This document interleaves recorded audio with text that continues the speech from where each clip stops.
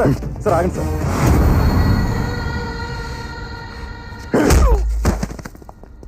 నన్నే టచ్ చేస్తావా?